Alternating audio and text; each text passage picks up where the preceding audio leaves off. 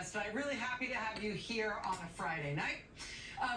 Just after the election, 3 days after the election, a right-wing streaming network started airing a 6-part Russian propaganda special attacking the FBI. Now, I say it was a Russian propaganda special because, specifically, it was made by a producer who has made a living making propaganda for the Kremlin. One of the producers, the guy who financed and produced this film, this docu-series, this attack on the FBI, he has been paid by the Kremlin to produce videos that are designed to lure Westerners, including Americans, to leave the West and move to Mother Russia. That project was funded by the Presidential Foundation for Cultural Initiatives, which is a state entity created in the Kremlin by Vladimir Putin in 2021. This guy served on the board of a Russian propaganda outlet that was designed to look like an American news site. It was launched in the months leading up to our 2024 election. It was full of pro-Russia and anti-Ukraine content. This guy has produced hagiographic biographies of pro-Kremlin dictators, including, I kid you not, an 8-part series singing the praises of the dictator of Kazakhstan. And that was paid for by a charity controlled by the dictator of Kazakhstan. He also created a pro-Kremlin anti-Ukraine film that was paid for by a pro-Kremlin anti-Ukraine oligarch who has been under U.S. sanctions for more than a decade. He and his company produced another anti-Ukraine film last year that featured claims smearing President Biden that were delivered by a guy who is under indictment in this country and sanctioned by the U.S. government as a Russian agent. So this is kind of their oeuvre. This is what these folks do. But their newest, this multi-part anti-FBI documentary that came out 3 days after our election in November.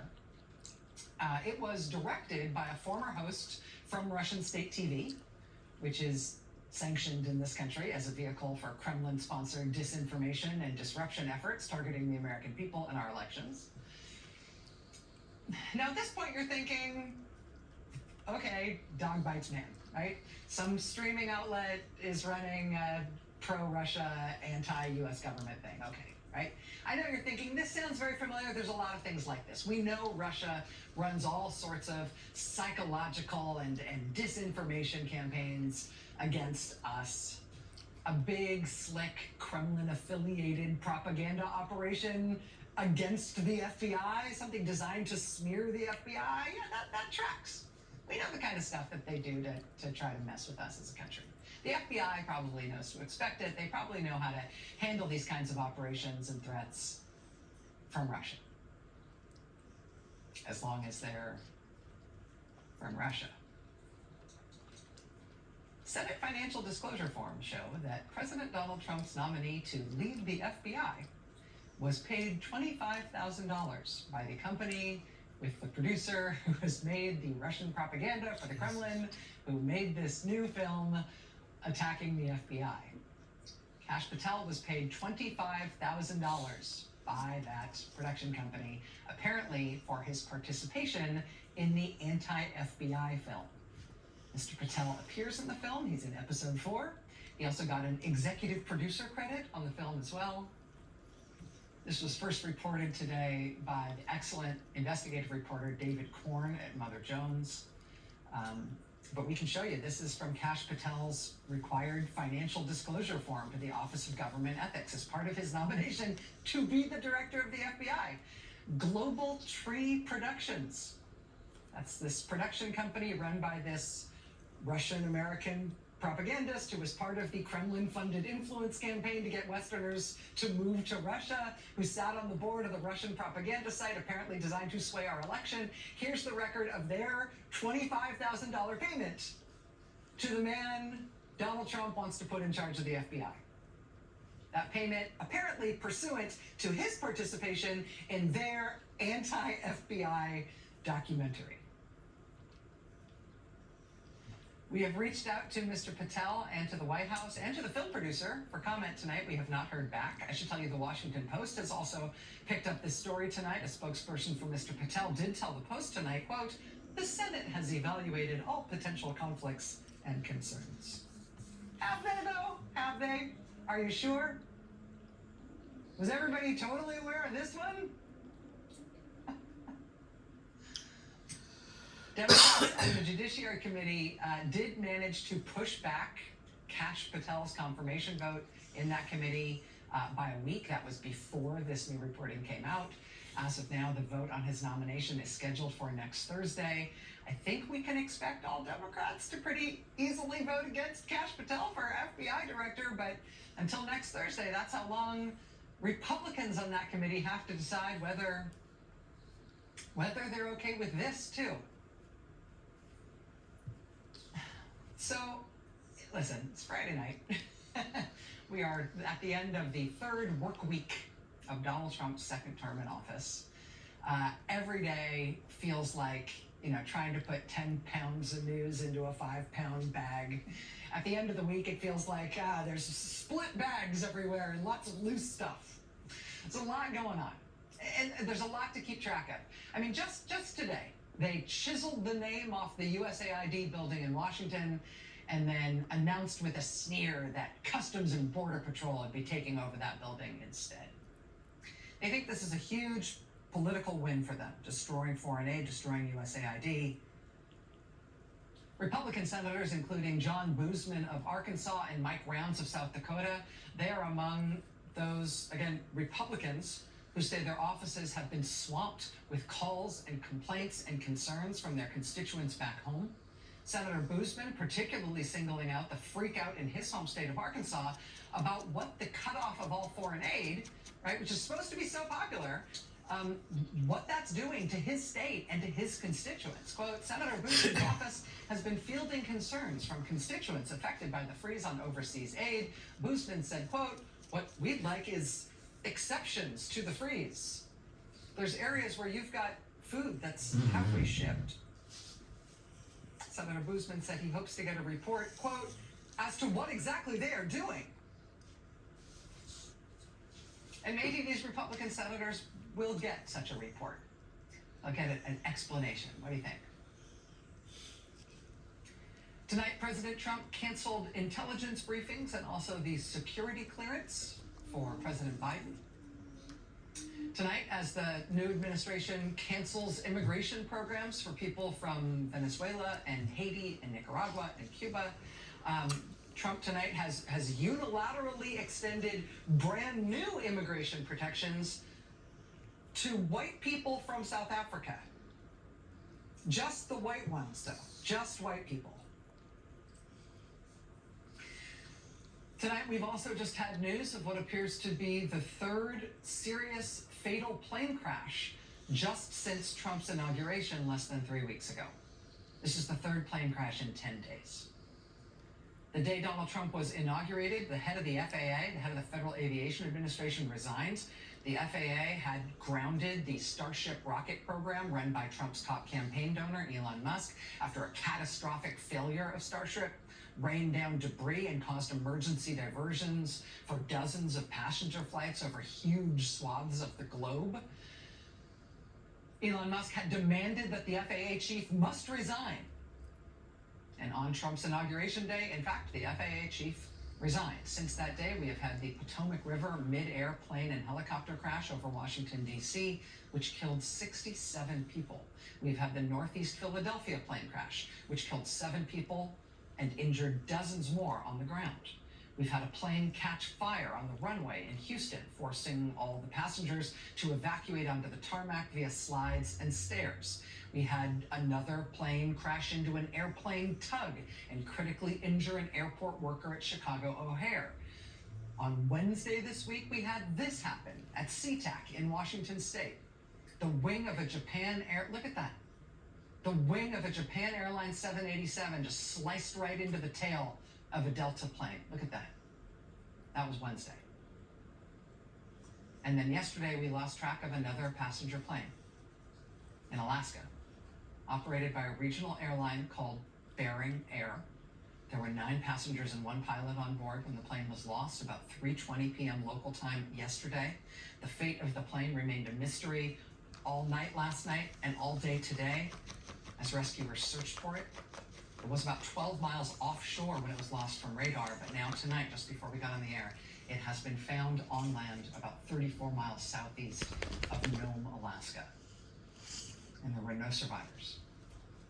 Again, 10 people killed in this crash. This is the 3rd major fatal plane crash in this country in 10 days.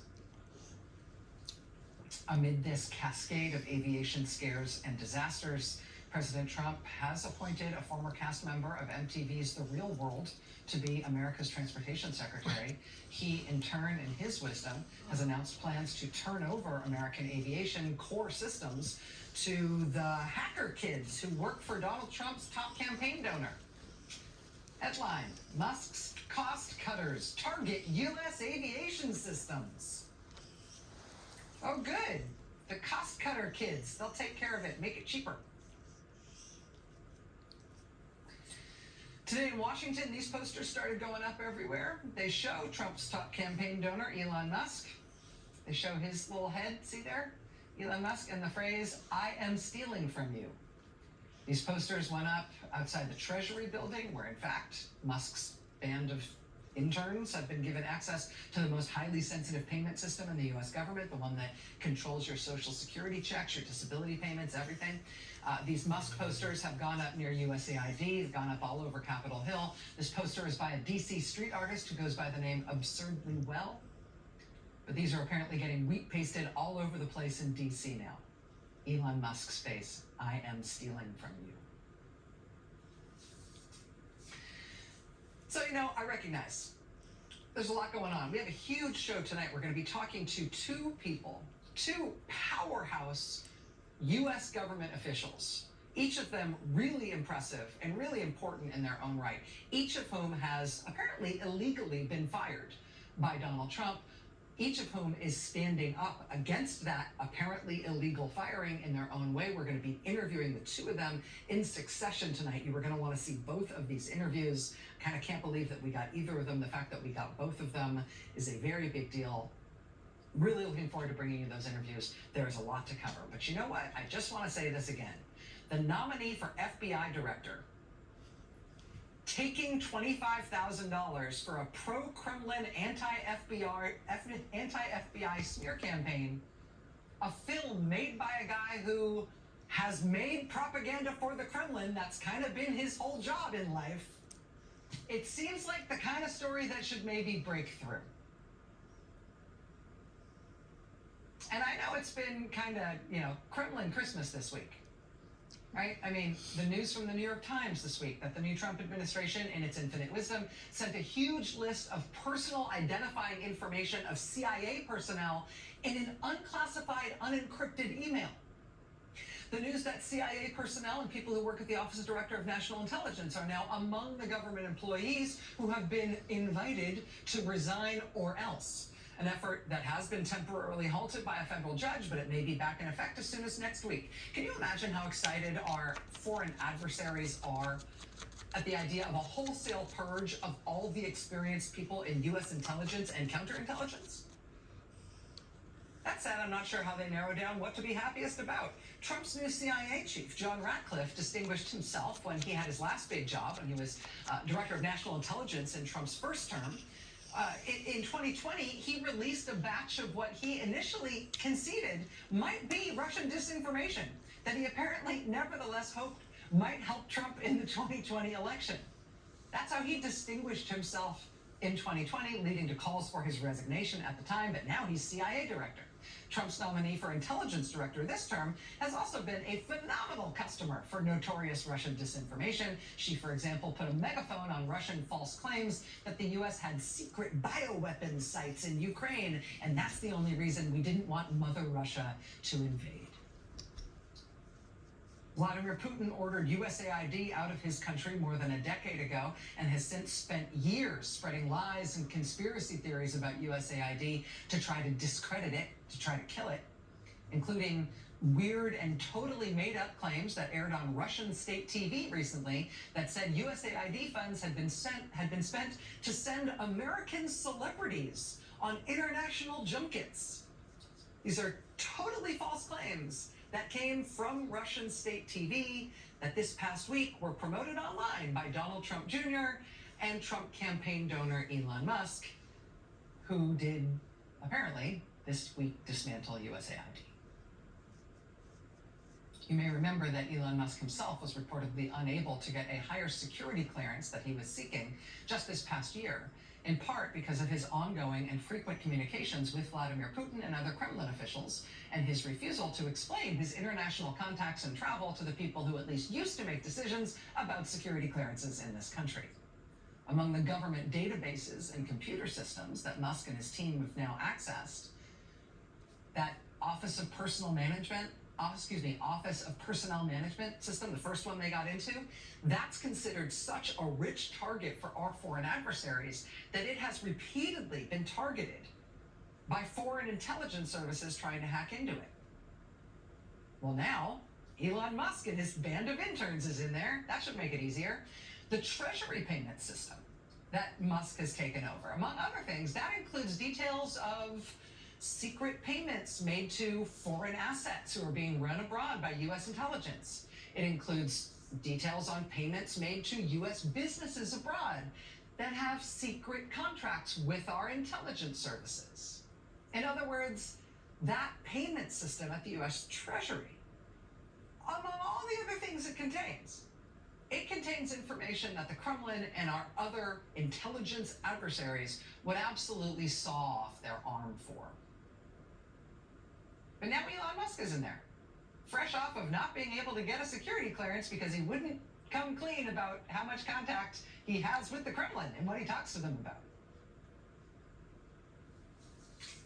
It has been Kremlin Christmas for going on 3 weeks now, thus far in the new Trump term. But senators next week, Thursday next week, will have the chance to decide if they want to put someone in charge of the FBI who literally took $25,000 to participate in a propaganda film attacking the FBI made by somebody who makes propaganda for the Kremlin. This one, I don't know. Seems like kind of a different kind of red line. I don't know. Watch this space.